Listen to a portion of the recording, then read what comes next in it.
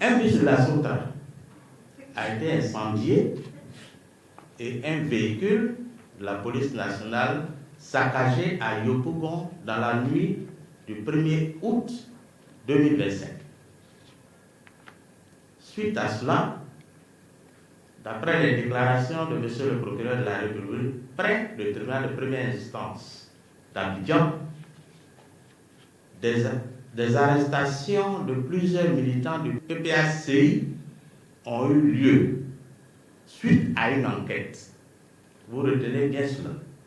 Monsieur le procureur de la République a déclaré que suite à une enquête, des militants du PPACI ont été interpellés. Alors, parmi les militants interpellés, l'un d'eux est passé aux aveux dans un élément filmé. C'est la succession des faits. Quelques jours plus tard, des militants du PPACI ont reçu des convocations de la préfecture de police d'Abidjan. Et lorsque ces militants, qui étaient au nombre de 4 précisément, ont répondu à ces convocations, il était question de leur notifier une réquisition de M. le procureur de la République,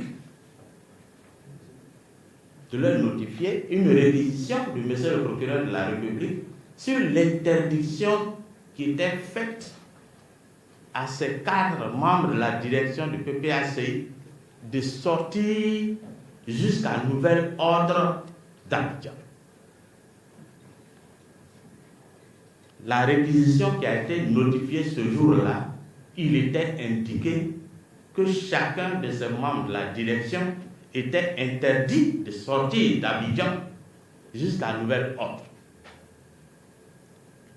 Par la même occasion, des agents, des officiers de la direction de la surveillance du territoire, qu'on appelle DST, sont arrivés pour auditionner ces 4 personnes simultanément. Nous étions 2 avocats et donc ne pouvons pas nous démultiplier. Nous avons été obligés de passer un moment avec chacun d'eux alternativement. Et donc, ces 4 personnes ont été auditionnées de 10h30 au lendemain à 5h. Je précise et j'insiste qu'ils ont été entendus de 10h30 à 5h du matin.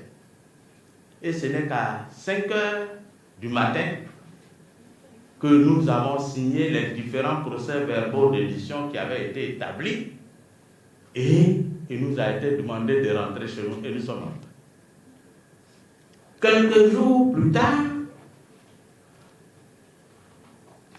d'autres convocations ont été servies à des hauts cadres de la direction du PPAC. Il s'agit de l'ancien ministre d'État,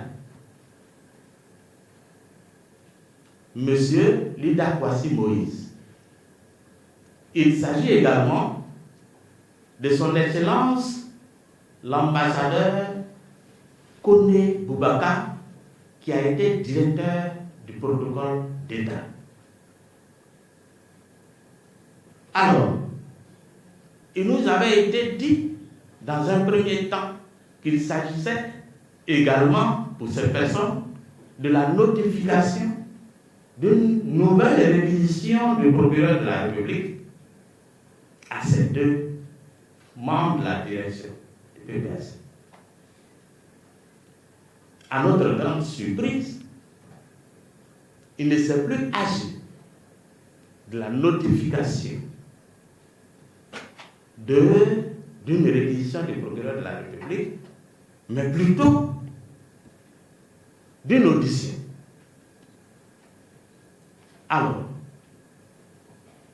nous, les avocats présents ce jour-là, nous sommes allés d'abord, nous seuls, sans nos clients, pour dire que nos clients sont des hauts fonctionnaires de l'État et que leurs poursuites et leurs arrestations sont soumises à une procédure spéciale qui ne prend pas en compte, qui ne fait pas intervenir des officiers de police judiciaire, les OPJ. Et donc, nos clients ne pouvaient pas se présenter tant que les observations qu'on venait de faire n'étaient pas prises en compte. Sur insistance du procureur de la République, par l'intermédiaire d'un commissaire, du commissaire qui nous a reçus, sur insistance du directeur général de la police, avec qui j'ai échangé au téléphone, sur insistance également du directeur général adjoint de la police nationale, qui s'est déplacé lui-même dans les locaux de la préfecture de police, nous nous sommes retirés et nous sommes allés vers nos clients pour leur faire le compte rendu de ce qui venait de se passer. Et donc, nous leur avons dit que la position de la loi, c'est que s'il y a des faits qui peuvent entraîner leur poursuite ou leur arrestation en tant que haut fonctionnaire, ancien directeur de protocole d'État pour l'un et ministre d'État pour l'autre, il fallait qu'une procédure spéciale prévue par les articles 42 et 43 du statut des anciens présidents de la République, anciens chefs d'institution, anciens membres du gouvernement, que ces articles-là, cette procédure spéciale-là, soient respectés. Et ce texte renvoie, pour les détails de la procédure spéciale, ce texte renvoie aux articles 684 et suivants. 684 et suivants du Code de procédure pénale. C'est vraiment une procédure spéciale qui n'a rien à voir avec la procédure ordinaire qu'on connaît.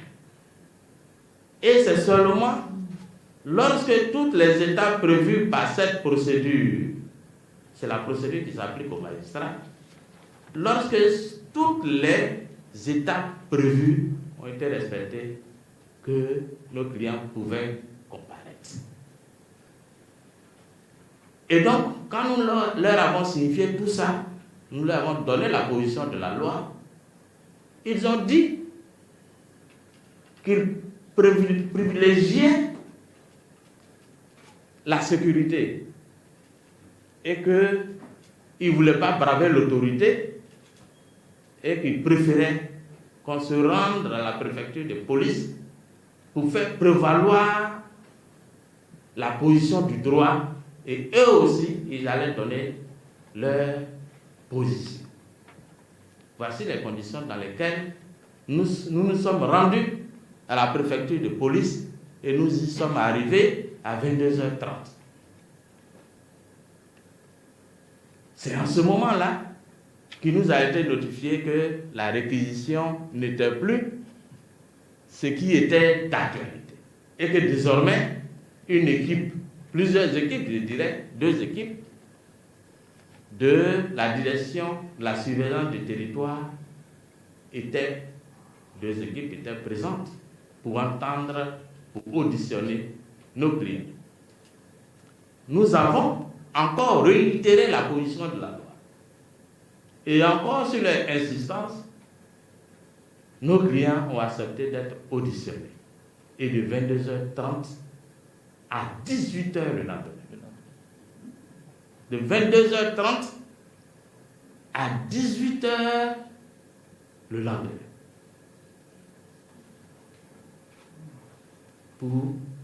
Donc, voilà un peu dans quelles conditions leur audition a été faite. Et après leur audition, ils étaient 3. Il y avait le colonel Keke, qui était également convoqué ce jour-là. Et lui, on lui a permis à 15h30 par là. Non, à 15h. C'est à 15h que le colonel Keke a été libéré et il s'est même présenté à la marche qui était en cours à Yopougon. Les 2 autres sont restés jusqu'à 18h, comme je l'ai dit. Et c'est à 18h qu'on nous appelle que la direction, le directeur général adjoint de la direction de la surveillance du territoire, DST, était présent. Il nous appelle avec ses commissaires, Maître Tapi et moi. Il nous invite dans un petit bureau et il nous informe que nos 2 clients qui sont restés seront gardés à vue. C'est dans ces conditions-là que l'ancien ministre d'État, Lida Kouassi Moïse, et l'ancien directeur du protocole d'État, son Excellence Kone Boubacar, ont été gardés à vue à la préfecture de police.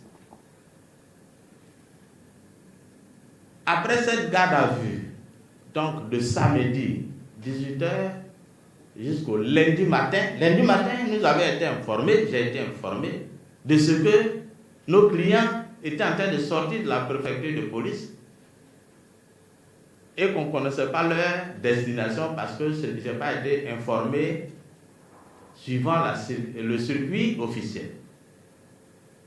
Et donc, c'est après que toujours, suivant un autre circuit, on m'appelle pour me dire que mes clients ont été déférés à la cellule, à l'unité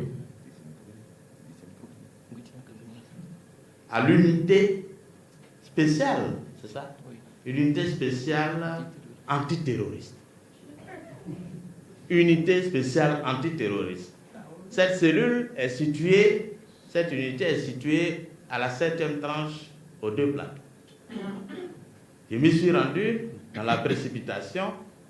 J'étais seul finalement ce jour-là, mais on n'a pas été informé avant, donc on ne pouvait pas tous être là.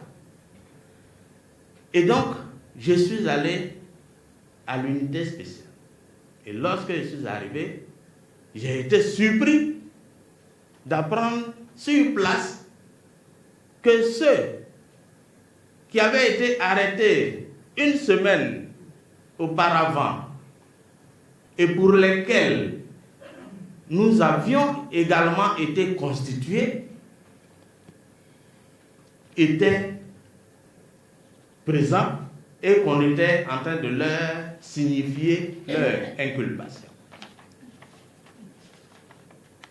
Alors, la parenthèse que je vais ouvrir, c'est que lorsque ces premières personnes ont été interpellées, nous avons été constitués et notre constitution a été portée à la connaissance du procureur de la République suivant un courrier qui a été déposé à son secrétariat. Nous lui avons demandé de nous donner le lieu où la garde à vue de ces personnes était exécutée. Malheureusement, jusqu'à ce qu'on se rende à l'unité pour le déferment qui a été fait pour le ministre Lida Kouassi et Excellence Kone Boubacar, jusqu'à cette date, le procureur ne nous avait jamais dit où ils étaient gardés à vue. Et donc, pendant les auditions de M. Lida Kouassi et de son Excellence Kone Boubacar, on nous rapportait leurs propos. Les propos de ceux à qui, ou du moins de ceux qu'on n'a pas pu assister pendant l'enquête préliminaire parce qu'on ne savait pas où ils étaient gardés. À ces occasions, je demandais chaque fois au directeur adjoint de la surveillance de la direction, c'est ça, la direction de la surveillance du territoire, de nous indiquer où ils étaient, puisqu'ils nous rapportent chaque fois leur déclaration. Ils disaient qu'ils prenaient ça dans la presse. Et c'est seulement le jour où nos clients, nos deux clients, le ministre Lida Kouassi Moïse et Kone Boubacar ont été inculpés que nous avons su qu'ils étaient gardés à vue à la direction de la surveillance du territoire. Et donc, nous n'avons pas pu assister non plus à leur inculpation. Nous n'avons assisté que à l'inculpation du ministre Lida Kouassi et à l'inculpation de son Excellence Kone Boubacar. Et le procureur vous a dit les infractions pour lesquelles ils ont été inculpés. Il a fait un communiqué qui donne les infractions pour lesquelles ces deux personnes ont été inculpées. Et donc, depuis le lundi, c'est cela, pour ne pas me tromper, le ministre Lida Kouassi Moïse et l'ambassadeur Kone Boubacar sont placés sous mandat de dépôt et sont donc en détention à la maison d'arrêt et de correction d'Abidjan qui est devenue PTA. Voici, succinctement, bon, j'ai un peu long quand même, je voulais donner les éléments essentiels pour que chacun de vous soit au même niveau que nous d'information. Voici les faits présentés. Je vais faire quelques analyses avant d'arriver à passer la parole aux confrères. Alors, quelle analyse il faut faire de ces faits? Quand on observe les faits tels que présentés et la procédure telle que diligentée, on découvre que les règles de procédure ont été violées. Concernant les premiers qui ont été interpellés, ils ont été gardés à vue, on ne sait pas où, sans assistance d'avocats, pourtant constitués. Et donc, il y a la procédure qui a été violée. En dehors de cela, il y a les droits de la défense qui ont été violés. Quand on se réfère également à la manière dont les auditions étaient menées, on constate que les droits de la présomption d'innocence étaient également violés. Il y a d'autres droits qui ont été violés. Chacun de mes confrères ici va intervenir et il va vous dire, ils vont vous dire, chacun d'eux va vous dire sa compréhension des différentes violations que nous avons eues à l'occasion de cette procédure. En dehors de ces violations, il y a des actions que nous entendons faire. Nous allons saisir le procureur de la République. Non, le procureur général. Près la cour d'appel d'Abidjan. Pour que la mesure de réquisition soit levée, parce qu'elle est irrégulière, elle porte atteinte à la présomption d'innocence. Nous allons saisir le Conseil supérieur de la magistrature. Nous allons saisir les organisations des droits de l'homme pour qu'ensemble, tout le monde puisse constater ces violations et que des solutions soient trouvées.